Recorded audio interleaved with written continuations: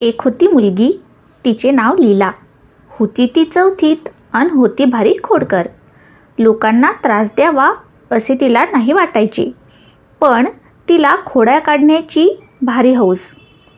स्वतःच्या मनात येईल ते करायची तिला इच्छा असायची. त्यासाठी मजेशीर युक्त्या शोधायची. तिचे घर होते गावाच्या एका टोकाला. तिच्या घराच्या मागील वावराच्या बाजूला थोडेसे चालत गेले की नदी होती. एक दिवस लीलाला बर्फाचा गोळा खावासा वाटला. आई म्हणाली, नको खाऊ. ताई म्हणाली, नको खाऊ. माई म्हणजे तिची आजी म्हणाली, लीला ग लीला, नको खाऊ गोळा, दुखेल तुझा गळा, सगळं पाणी होईल नाकात गोळा. आता काय करावे बरे? लीला विचार करू लागली. तिला एक युक्ती सुचली. ती नदीकडे गेली. नदीला म्हणाली, नदी ग नदी. पण नदी बोलणार कशी? मग ती स्वतःच म्हणाली, बोल ग लीला.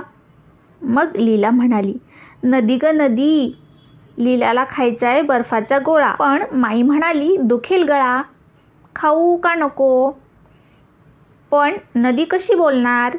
परत लीलाच म्हणाली, मग खा की, पळत जा आणि पटकन खा. लीला म्हणाली, अगं पण तुझं कसं ऐकू?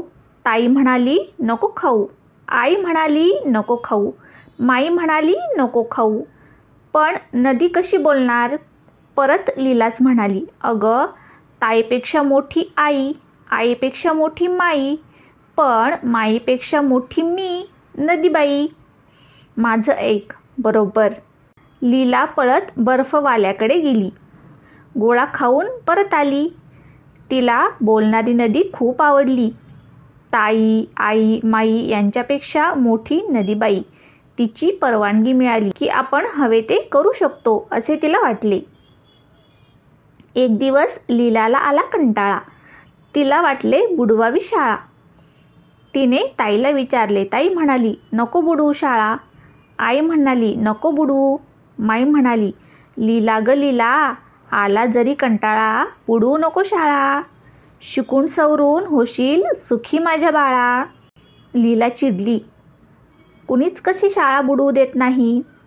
शाळेत जाते असे सांगून ती नदीकडे गेली.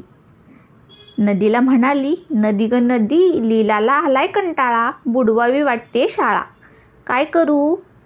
पण नदी कशी बोलणार? मग लीलाच बोलली, आलाय जर कंटाळा तर बुडव बिनधास्त शाळा. ताई, आई, माईपेक्षा मोठ्या नदीबाईने परवानगी दिली म्हटल्यावर लीला शाळेत गेली नाही. दिवसभर नदीकाठी वावरात खेळत राहिली. संध्याकाळी घरी आली. तिची ताई तिच्याच शाळेत 7वीत शिकत होती. लीलाने शाळा बुडवल्याचे तिला कळले होते. तिने आई आणि माईला पण सांगितले होते. त्या तिघींना लीलाची बोलणारी नदी माहीत झाली होती. त्या तिघींनी लीलाची गंमत करायचे ठरवले.